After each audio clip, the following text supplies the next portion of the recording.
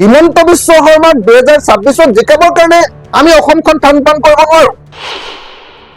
হিমন্ত বিশ্ব শৰ্মাৰ বাইকটো মোক কালি আমাৰ ৰিচাৰ্চ টিমে দিছে আৰু দেখিছো যে মুখ্যমন্ত্ৰীজনে পোনপটীয়াকৈ মোক পাগল বুলি কৈছে। মুখ্যমন্ত্ৰী ডাঙৰীয়া হাতযোৰ কৰি এটা অনুৰোধ জনাইছো আপোনাৰ হিমন্ত বিশ্ব শৰ্মা ডাঙৰীয়া, আপোনাৰ নিজৰ সন্মান নাই বুলি আমি জানো, অসমৰ মানুহে জানো, কিন্তু আপুনি মুখ্যমন্ত্ৰীৰ আসনখনৰ সন্মানটো প্লিজ ৰক্ষা কৰক।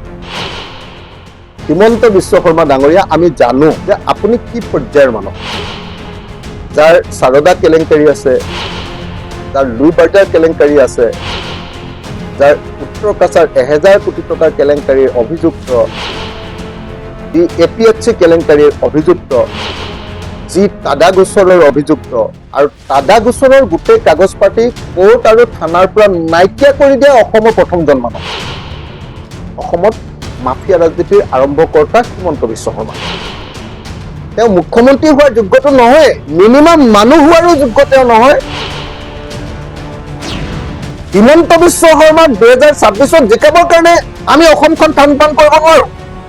শৃংখল চলিয়াই সেইটো কৰিছিলে, চিটু বৰুৱাই সেইটো কৰিব খুজিছে।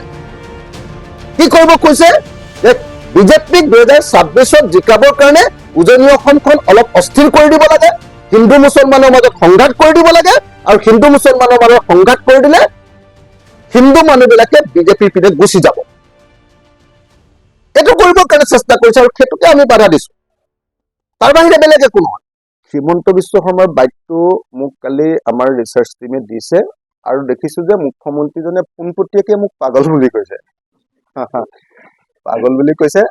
এই পাগল বুলি তেওঁ 2022 চনতো তেওঁ অসম বিধানসভাত কৈছিলে। অসম বিধানসভাত যদি কয় তেতিয়াহ'লে তেওঁৰ ওপৰত কেছ দিব নোৱাৰি, কিন্তু বাহিৰত যদি এজন মানুহক কাৰোবাক পাগল বুলি কয় তেতিয়াহ'লে দ্য মেণ্টেল হেল্থ যিখন এক্ট আছে সেই এক্টৰ অনুসৰি 2017 চনৰ বোধহয় এক্টখন, 2017 চনৰ মেণ্টেল হেল্থ এক্ট যিখন আছে সেই এক্ট অনুসৰি সেইটো মানে জামিন অযোগ্য ধাৰাত তেওঁ গ্ৰেপ্তাৰ হ'ব লাগে। জামিন অযোগ্য ধাৰাত তেওঁ গ্ৰেপ্তাৰ হ'বলগীয়া কথা এটা কৈছে। অসমৰ মুখ্যমন্ত্ৰীজনে মানে এজন বিধায়কক কোৱাটো বাদেই, পৃথিৱীৰ কোনো এজন মানুহে কোনো এজন মানুহক পাগল বুলি ক'ব নোৱাৰে। আপোনালোকে চাগে জানে এইটো কথা। আমাৰ অসমৰ মুখ্যমন্ত্ৰীজনৰ ষ্টেণ্ডাৰ্ডটোৱে এনেকুৱা ধৰণৰ বিলো, ইমান নিম্ন খাপৰ মানুহ এজনক আমি অসমৰ মুখ্যমন্ত্ৰী পাতিল যে তেওঁৰ মুখত অনবৰতে বিষে ওলাই থাকে, বিষ ওলাই থাকে। গতিকে ইমান মানে এজন আনচিভিলাইজ, মানে মই শব্দকেইটা ইংৰাজীত এইকাৰণে ক'বলগীয়া হৈছে, নহ'লে অসমীয়াত শব্দকেইটা তাতকে টান মানে ক'লে মানে বেয়াই লাগিব, মানে এজন মুখ্যমন্ত্ৰী কেতিয়াও কোৱা শব্দই নহয়, কিন্তু কথাটো সেইটোৱে। তেওঁ মানে ইমান আনচিভিলাইজ মানুহ এজন যে তেওঁ এই কথাটো নাজানে তেওঁ নিজে হেল্থ মিনিষ্টাৰ আছিলে, তেওঁ নিজে হোম মিনিষ্টাৰ, তেওঁ নিজে মুখ্যমন্ত্ৰী হ'ল, অসমৰ ৰাজনীতিত 25 বছৰ থাকিলে। তেওঁ এই মিনিমাম কথাটো নাজানে যে কোনো মানুহে পৃথিৱীৰ কোনো মানুহক পাগল বুলি ক'বই নোৱাৰে। যদি কয় তেতিয়াহ'লে তেওঁ লগে লগে গ্ৰেপ্তাৰ হয়। মই এতিয়া মুখ্যমন্ত্ৰীৰ বিৰুদ্ধে ডেফিনেটলি এটা কেছ দি দিব পাৰো, সেইটো জামিন অযোগ্য ধাৰা, কিন্তু মানুহজনৰ স্তৰটো, চিন্তাৰ স্তৰটো, ইংৰাজীত কালচাৰ বুলি কয়, তেওঁৰ সংস্কৃতিটোৱে এনেকুৱা দুষ্কৃতি যে তেওঁ সেই গোচৰটো দিলেও তেওঁ সেই কথাটো বুজি নাপাব। তেওঁ বুজিয়ে নাপায়, মানে মানুহ এজনক গোচৰ কেলে দিয়া যায়, অকল শাস্তি নহয় সংশোধন হ'বৰ কাৰণে। কিন্তু অসমৰ মুখ্যমন্ত্ৰীয়ে বিধানসভাত এইটো কথা কৈছিলে, বিধানসভাত যিকোনো কথা কৈ দিলেও সেইটোৰ ওপৰত কেছ নহয়। আপোনালোকে জানে চাগে, এইটো আমাৰ বিধায়কবিলাকৰ বিশেষাধিকাৰ। তেওঁ বিধানসভাত কৈ দিছিলে, তেতিয়াই মোক কেছ দিবলৈ কৈছিলে, মই তেতিয়া কেছ দিব নোৱাৰো, কাৰণ তেওঁ বিধানসভাত কৈছিলে মোক এইটো শব্দ।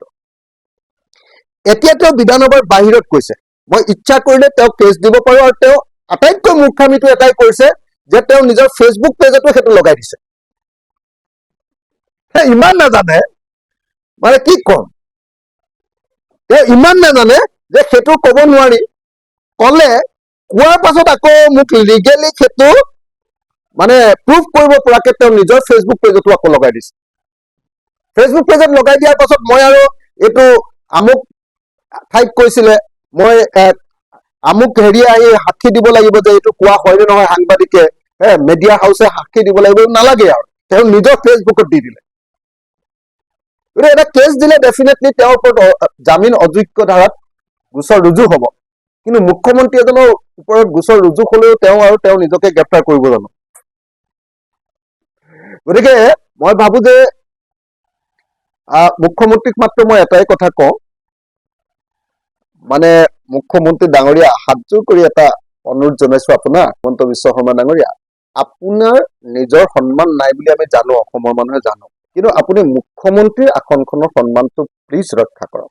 হিমন্ত বিশ্ব শৰ্মা ডাঙৰীয়া, আমি জানো যে আপুনি কি পৰ্যায়ৰ মানুহ, যাৰ সাৰদা কেলেংকাৰী আছে, যাৰ লুই বাজাৰ কেলেংকাৰী আছে, যাৰ উত্তৰ কাছাৰ 1000 কোটি টকাৰ কেলেংকাৰীৰ অভিযুক্ত, যি APHC কেলেংকাৰীৰ অভিযুক্ত, যি টাডা গোচৰৰ অভিযুক্ত, আৰু টাডা গোচৰৰ গোটেই কাগজ পাতি কোৰ্ট আৰু থানাৰ পৰা নাইকিয়া কৰি দিয়া অসমৰ প্ৰথমজন মানুহ। আপোনালোকে জানে নাই এটা কথা, এইটোক মাফিয়া বুলি কয়।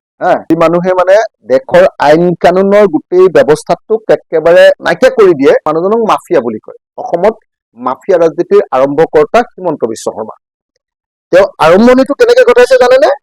তেওঁৰ ওপৰত যিবিলাক আলফাৰ নামত তেওঁ মানুহ হত্যা কৰাৰ যি গোচৰ আছিলে, আৰু আলফাৰ নামত পইচা তোলাৰ তেওঁ যি গোচৰ আছিলে, এক্সটৰ্চন আৰু মাৰ্ডাৰৰ, সেই গোচৰৰ কাগজবিলাক তেওঁ কোৰ্টৰ পৰা নাইকিয়া কৰি দিছে, থানাৰ পৰা নাইকিয়া কৰি দিছে। সেইটো হাইকোৰ্টলৈ কেছটো গৈছিলে, হাইকোৰ্টে কৈছিলে এই গোচৰটো চলিবলগীয়া গোচৰ। কিন্তু যি কেছটো দিছিলে আমাৰ কি হাজৰিকা, চতিয়া সমষ্টিৰ বিধায়ক পদ্ম হাজৰিকা কেছটো পিছত উঠাই ললে, সেইটোত বোলে কিবা কিবি গণ্ডগোল হৈছে বুলি শুনিছো আৰু। গতিকে মই আপোনালোকক এটা কথাই কলো, অসমৰ মুখ্যমন্ত্ৰীজনৰ সুমতি উদয় হওক। হাতযোৰ কৰি কথাটো কলে চাগে ভাল হ'ব। অসমৰ মুখ্যমন্ত্ৰীজনৰ, মই প্ৰভুকে কোৱা ভাল হ'ব নেকি, কাৰণ তেওঁক কৈটোতো কেতিয়াও, তেওঁ সুমতি কেতিয়াও উদয় নহব, মই জানো। যি মানুহে গোটেই জীৱনটো 2 নম্বৰী কৰিছে, তেওঁতো সুমতি উদয় নহয়। তেওঁ আচলতে যদি সঁচাকে তেওঁ কিবা কাৰণত কেতিয়াবা মানুহৰ মুখত ফটককে কেতিয়াবা ওলাই যায়, পাগল এনেকে ওলাই যায়, ওলাই গলে তেওঁ যদি ভুল কৰিছে মোক ফোন কৰি ক'ব লাগে, অখিল বেয়া নাপাবি দেই, ফটককে মুখত ওলাই গল। আৰু তেওঁ সেইটো সাংবাদিক বিলাকক ক'ব লাগে, এইটো নিদিব দেই, ওলত কেতিয়াবা হ'ব পাৰে মানুহসকলে। তাৰপিছত তেওঁ উল্টাই তেওঁ নিজৰ ফেচবুকত দি দিছে। তাৰমানে তেওঁ মিনিমাম, মানে তেওঁ মুখ্যমন্ত্ৰী হোৱাৰ যোগ্যটো নহয়, মিনিমাম মানুহ হোৱাৰো যোগ্য তেওঁ নহয়। কাৰণ মানুহক মানুহে কেতিয়াও পাগল বুলি, এটা কথা কওকচোন বাৰু, এই যে নট ঢিলা হৈছে এনেকে বুলি যে কৈছে তেওঁ, নট ঢিলা হয় নে, এইটো বাৰু একেবাৰে ষ্ট্ৰীটত কাজিয়া কৰা ষ্ট্ৰীট লেংগুৱেজ হয় নে নহয় কওকচোন? এজন মুখ্যমন্ত্ৰীৰ ভিতৰৰ এজন সংস্কৃত ভাষা হয় নেকি, যাক সংস্কৃত মানে আমাৰ কালচাৰ বুলি কৈছো দেই, সংস্কৃত ভাষা হয় নেকি আপোনালোকে কওকচোন? যিজন মানুহৰ কোনো কৃষ্টি নাই, যিজন মানুহৰ কোনো সংস্কৃতি নাই, যিজন মানুহ আনচিভিলাইজ, তেওঁ কি কম মই কওক যে আপুনি এই কথাটো কব নোৱাৰে? তেওঁৰ ওপৰত কেছ দিলেও তেওঁ সংশোধন নহয়। গতিকে এতিয়া আৰু ভগৱানৰ ওপৰতে ভৰসা, যে অসমৰ মুখ্যমন্ত্ৰীক সুমতি দিয়ক, তেওঁক আকৌ হক জ্ঞান ঘূৰাই আনক। তেওঁ উঠি বাঢ়ি গৈছে ক্ষমতাৰ মানে হেৰিয়াত, কি কয়, ৰাগিত তেওঁ মাতাল হৈছে।